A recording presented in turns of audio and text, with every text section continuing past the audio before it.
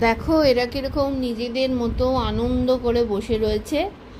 আর এটা আমি আমার দরজার ভেতর থেকে, মানে কাঁচের ভেতর থেকে ছবিটা তুলেছি। কত বড় দেখেছো? মানে কি করব সেটাই ভাবছি। তো বারবার ওদেরকে ফোন করছি, বানসিসকে। তো দেখা যাক, ওরাও চেষ্টা করছে কিছু যাতে করতে পারে এবং এটাকে হাঁটিয়ে দিতে পারে। ওরা বলেছিল প্রথমে রাত্রিবেলা, তো রাত্রিবেলা হলে তো এখন তো সবাই সকালবেলা, রাত্রি হতে এখনও অনেক দেরি। তো সারাদিন এরম ঘর বন্দি হয়ে থাকাটা আমার পক্ষে একটু মুশকিল, কারণ আমার ওই সব দরজা জানলা সব বন্ধ থাকলে একটা সাফোকেশন হয়। তো সেজন্য ওরমভাবে থাকাটা একদমই সম্ভব নয়। আর যত রোদ বাড়বে তত উপরে আমাদের ফ্ল্যাটটা মাইক্রোওভেন হয়ে যাবে, মানে মাইক্রোওভেনের যেরকম ভেতরের হিটটা থাকে সেরকম হয়ে যাবে।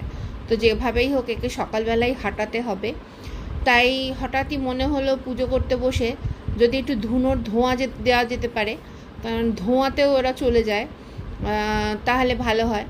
তো ভেবে তাই ভাবলাম যে ঠিক আছে চলো তাহলে একটুখানি ধুনো ধরাই, ভালো করে ছোবড়া দিয়ে ধুনো জ্বালিয়ে ওখানে দিয়ে দেবো, তাহলে ধোঁয়াটায় যদি চলে যায়।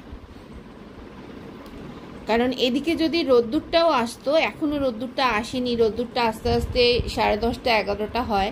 তো রোদ্দুরটা এসে গেলেও কিন্তু এগুলো গরমেও অনেক চলে যেতে পারে, কারণ আমি এর আগে ছাদে দেখেছিলাম সেরকম হয়েছিল। ছাদে হয়েছিল, তারপরে এরকম রোদে যত চড়া রোদ হলো ওরা নিজেরাই মৌমাছিগুলো সব চলে গেল। তো ভাবছি আর কি। তো বারান্দায় বেরোতে পারছি না, কোনো রকমে তুলসী গাছে একটু গিয়ে জলটা দিয়ে এলাম। তা কিছু করেনি আমাকে, একটুখানি ফাঁক করে গেটটা। দেখো ধুনোটাকে ভালো করে ধরিয়েছি ছোবড়া দিয়ে, কর্পূর দিয়ে ভালো করে। এবার এই বাইরের চেয়ারটায় রেখে দেব, যাতে ধোঁয়াটা ওটার মধ্যে লাগলে যদি যায়, তাও আমার মনে হয় না কিছু হবে বলে। তাও একবার ট্রাই নিয়ে দেখা যাক, কারণ বারান্দায় খুব হাওয়া দিচ্ছে, তো ধোঁয়া এমনিতেই এদিক ওদিক চলে যাবে, মানে পার্টিকুলার ওদের গায়ে গিয়ে লাগবে না। ধোঁয়াটা ওদের গায়ে গিয়ে লাগলে ওরা হয়তো উড়ে যেতে পারে। তো যাই হোক, আমরা দেখো দিয়ে দিয়েছি, বিল বাইরে দিয়ে দিয়েছে, যেহেতু খুব হাওয়া দিচ্ছে। দেখো ধোঁয়া একদম ওপরে উঠছে না, একটু এদিক ওদিক চলে আছে। মানে সেই গোপাল ভাঁড়ের একটা গল্প পড়েছিলাম না, বাঁশের উপরে হাঁড়ি রেখে রান্না করছে, নিচে আগুন জ্বালিয়ে, তো সেরকমই অবস্থা আর কি আমাদের। তো যাই হোক, ওতে ধুনোতে কিছু কাজ হয়নি। বানসিস থেকে এসে গেছে, এই যে ওরা এসে ধোঁয়া দিচ্ছে। ওরা একটা আলাদা স্পেশাল কিছু থাকে মৌমাছির, সেই ধোঁয়াটা দেয়।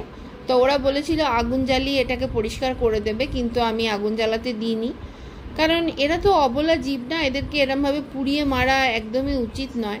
আমি জানি এরা হয়তো উড়িয়ে দিলে আবার অন্য কোথাও গিয়ে বসবে, কিন্তু তাও এদেরকে পুড়িয়ে মারাটা ঠিক আমরা নিতে পারলাম না, সেই জন্য আমরা ওদের আগুন জ্বালাতে দিইনি।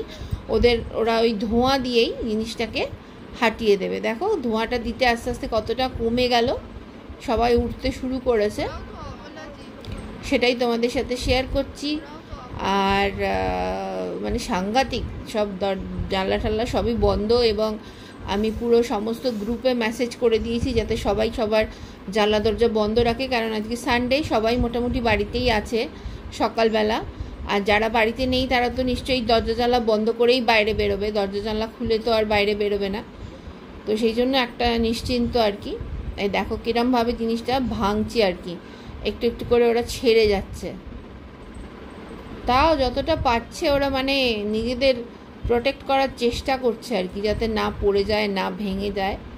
কিন্তু ধোঁয়াটা এমনই, যখন আমাদের ঘরের মধ্যেও ঢুকছে, ওটা মানে সাংঘাতিক একটা গন্ধ ধোঁয়াটায়। দেখেছো ধোঁয়াটা কীভাবে যাচ্ছে, একদম ওইখানে পার্টিকুলার ওই জায়গাটায় গিয়ে লাগছে, তখনই কিন্তু ওরা সরছে।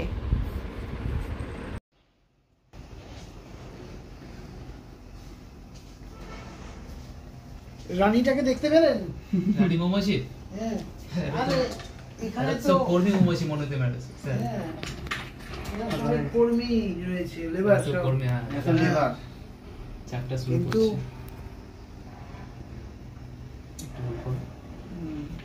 ছেড়ে দিই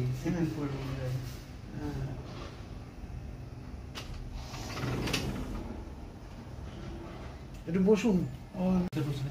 বাইরে দিচ্ছি। তোমার পাঞ্চা কোথায় না? হুম জ্বলে গেছে। মাইকেতে আওয়াজ হচ্ছে। ওই ফোনটা দেখতো ওই ঘরে রেখেলাম। আমার কাপড়টা তো? হুম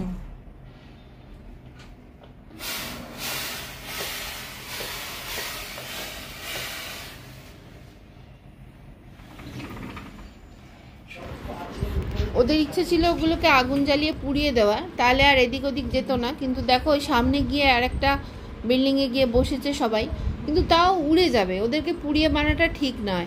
হাজার হাজার অবলা জীবকে পুড়িয়ে মারার পাপ নেওয়া উচিত নয়। সেই জন্য আমি বললাম না, পোড়াতে দেবো না, আগুন জ্বালাতে দেবো না আমার ব্যালকনিতে।